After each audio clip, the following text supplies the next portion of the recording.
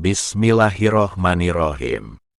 Terjemahan Kitab Al-Hikam penulis Ibnu Athaillah Al-Iskandari. Nama lengkap Tajuddin Ahmad bin Muhammad bin Abdul Karim Ibnu Athaillah Al-Sikandari. Lahir 1260 Masehi, 658 Hijriah.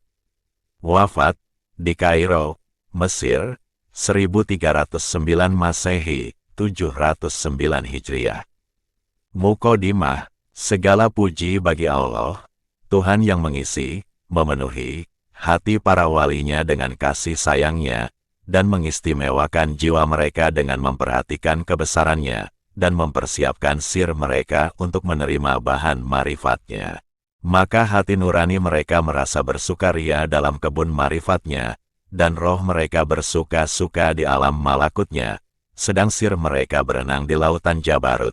Maka keluar dari alam fikiran mereka berbagai permata ilmu, dan dari lidah mereka mutiara hikmat, pengertian. Maha suci Allah yang memilih mereka untuk mendekat padanya, dan mengutamakan mereka dengan kasih sayangnya. Maka terbagi antara salik dan majzub, dan menyintai dengan yang dicintai. Mereka tenggelam dalam cinta zatnya, dan timbul kembali karena memperhatikan sifatnya. Kemudian selawat serta salam atas junjungan kita Nabi Muhammad Sallallahu Alaihi Wasallam, sumber dari semua ilmu dan nur, bibit dari semua marifat dan sir, dan semoga Allah ridho pada keluarga dan sahabatnya yang tetap taat mengikuti jejaknya. Amma ba'du, adapun dalam segala masa maka ilmu tasawuf yang dahulunya atau hakikat ilmu tauhid untuk mengenal Allah, termasuk semulia-mulia ilmu terbesar dan tertinggi, sebab ia sebagai intisari daripada syariat, bahkan menjadi sendi yang utama dalam agama Islam, sebab Allah telah berfirman, "Wa ma khalaqtul jinna wal insa illa liya'budun." Tidaklah aku menjadikan jin dan manusia kecuali supaya mereka mengenal aku. Karena pengertian ilmu tauhid telah berubah nama menjadi ilmu kalam, ilmu filsafat yang sama sekali seolah-olah tidak ada hubungannya dengan akhlak dan amal usaha, maka timbul nama ilmu tauhid yang dijernihkan kembali dari sumber yang semu, diajarkan dan dilakukan oleh Nabi Sallallahu Alaihi Wasallam dan sahabatnya. Sebab dari ilmu inilah akan dapat memancar nur hakikat, sehingga dapat menilai semua soal hidup dan penghidupan ini dengan tuntunan Allah dan pelaksanaan Rasulullah. Sedang kitab Al-Hikam yang disusun oleh Abul Fathel Ahmad bin Muhammad bin Abdul Karim bin Abdurrahman bin Abdullah bin Ahmad bin Isa bin Al-Husain bin Atta Allah Al-Iskandari. Kitab ini yang sangat mantap ajaran tauhidnya sehingga tampak benar bahwa ia berupa ilmu laduni dan rahasia kudus. Adapun definisi ilmu tasawuf, tauhid. Al-Junaid berkata, 1. Mengenal Allah, sehingga antaramu dengan Allah tidak ada perantara, hubungan dengan Allah tanpa perantara. 2. Melakukan semua akhlak yang baik menurut sunatul Rasul dan meninggalkan semua akhlak yang rendah. 3. Melepas hawa nafsu menurut sekehendak Allah. 4. Merasa tiada memiliki apapun, juga tidak dimiliki oleh siapapun kecuali Allah. Adapun acaranya, yaitu mengenal asma Allah dengan penuh keyakinan, sehingga menyadari sifat-sifat dan afal Allah di alam semesta ini. Adapun gurunya, maka Nabi Muhammad Sallallahu Alaihi Wasallam, yang telah mengajarkan dari tuntunan wahyu dan melaksanakannya lahir batin sehingga diikuti oleh para sahabat-sahabatnya radhiyallahu anhu. Adapun manfaatnya, mendidik hati sehingga mengenal zat Allah, sehingga berbuah kelapangan dada, dan bersih hati berbudi pekerti yang luhur menghadapi semua makhluk. Abul Hasan Asyazili radhiyallahu anhu berkata, perjalanan kami terdiri di atas 5. 1. Takwa pada Allah lahir batin dalam pribadi sendiri atau di muka umum. 2. Mengikuti sunatur Rasul dalam semua kata dan perbuatan. 3. Mengabaikan semua makhluk dalam kesukaan atau kebencian mereka, yakni tidak menghiraukan apakah mereka suka atau benci. 4. Rela, ridha, menurut hukum Allah ringan atau berat. 5. Kembali kepada Allah dalam suka dan duka. Maka untuk melaksanakan takwa harus berlaku wara, menjauh dari semua yang makruh, subhat dan haram, dan tetap istiqomah dalam mentaati semua perintah, yaitu tetap tabah tidak berubah. Dan untuk melaksanakan sunatur Rasul harus selalu waspada dan melakukan budi pekerti yang baik, luhur, dan untuk melaksanakan tidak hirau pada makhluk dengan sabar dan tawakal, berserah diri pada Allah Ta'ala, dan untuk melaksanakan rela, ridho, pada Allah dengan terima, qanaah, tidak rakus, dan menyerah. Dan untuk melaksanakan, kembali kepada Allah dalam suka duka dengan bersyukur dalam suka dan berfindung kepadanya dalam duka. Dan semua ini berpokok pada 5. 1. Semangat yang tinggi. 2. Dan berhati-hati dari yang haram atau menjaga kehormatan. 3. Baik dalam berkhidmat sebagai hamba. 4. Melaksanakan kewajiban. 5. Menghargai, menjunjung tinggi, nikmat.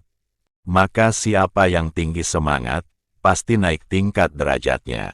Dan siapa yang meninggalkan larangan yang diharamkan Allah, maka Allah akan menjaga kehormatannya. Dan siapa yang benar dalam taatnya, pasti mencapai tujuan kebesarannya, kemuliaannya. Dan siapa yang melaksanakan kewajibannya dengan baik, maka bahagia hidupnya. Dan siapa yang menjunjung nikmat, berarti mensyukuri dan selalu akan menerima tambahan nikmat yang lebih besar. Abul Hasan Asyazili radhiyallahu anhu berkata, aku dipesan oleh guruku, Abdus Salam bin Masyisi radhiyallahu anhu. Jangan Anda melangkahkan kaki kecuali untuk sesuatu yang dapat mencapai keridhaan Allah. Dan jangan duduk di majlis kecuali yang aman dari murka Allah, yakni yang bukan maksiat. Dan jangan bersahabat kecuali kepada orang yang dapat membantu berbuat taat kepada Allah. Dan jangan memilih sahabat karib kecuali orang yang menambah keyakinan terhadap Allah. Sedang yang demikian ini kini sangat jarang didapat.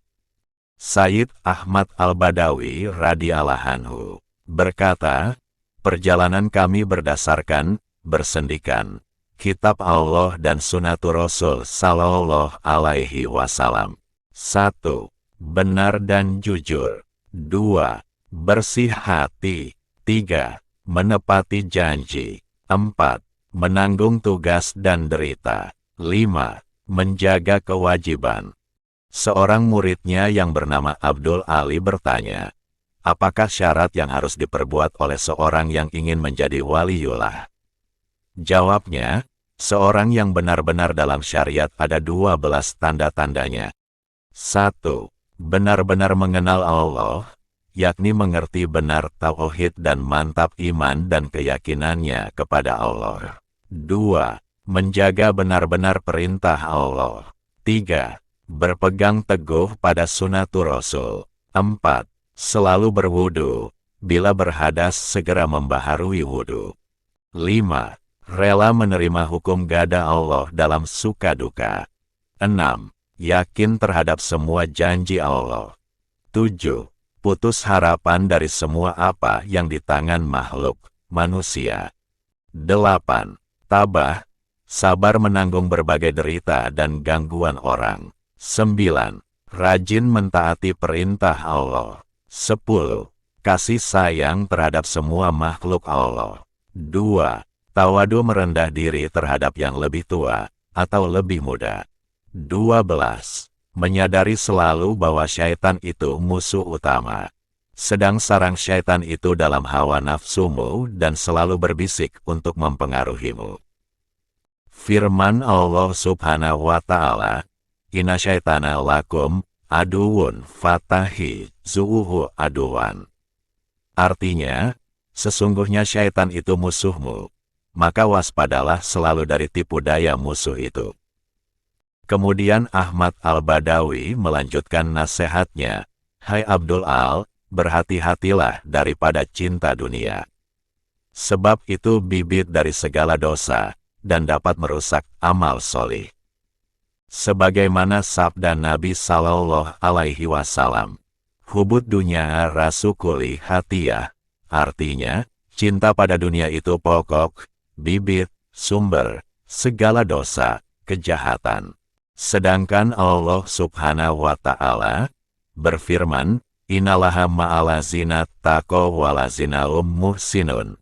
Artinya, sesungguhnya Allah itu selalu menolong, membantu orang yang takwa, dan orang yang benar-benar berbuat baik.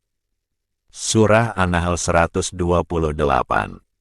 Orang boleh kaya dunia, tetapi Nabi Sallallahu Alaihi Wasallam melarang jangan cinta dunia, seperti Nabi Sulaiman alaihi salam. Dan para sahabat yang kaya, kita harus menundukkan dunia. Dunia tidak boleh diletakkan dalam hati.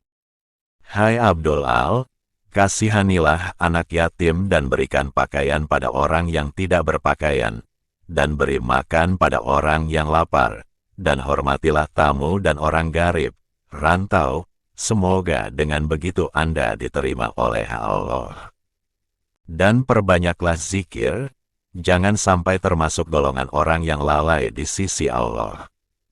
Dan ketahuilah bahwa 1 rakaat di waktu malam lebih baik dari 1000 rakaat di waktu siang, dan jangan mengejek bala, musibah yang menimpa seseorang. Dan jangan berkata gibah atau namimah, menyebut kejelekan orang atau mengadu domba antara seorang dengan yang lain. Dan jangan membalas, mengganggu pada orang yang mengganggumu. Dan maafkanlah orang yang aniaya padamu. Dan berilah pada orang yang bakil padamu. Dan berlaku baik pada orang yang jahat padamu.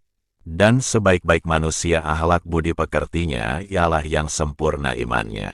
Dan siapa yang tidak berilmu, maka tidak berharga di dunia dan akhirat. Dan siapa yang tidak sabar, tidak berguna ilmunya. Siapa yang tidak loman, dermawan, tidak mendapat keuntungan dari kekayaannya. Siapa tidak sayang sesama manusia, tidak mendapat hak syafaat di sisi Allah. Siapa yang tidak sabar tidak mudah selamat. Dan siapa yang tidak bertakwa, tidak berharga di sisi Allah.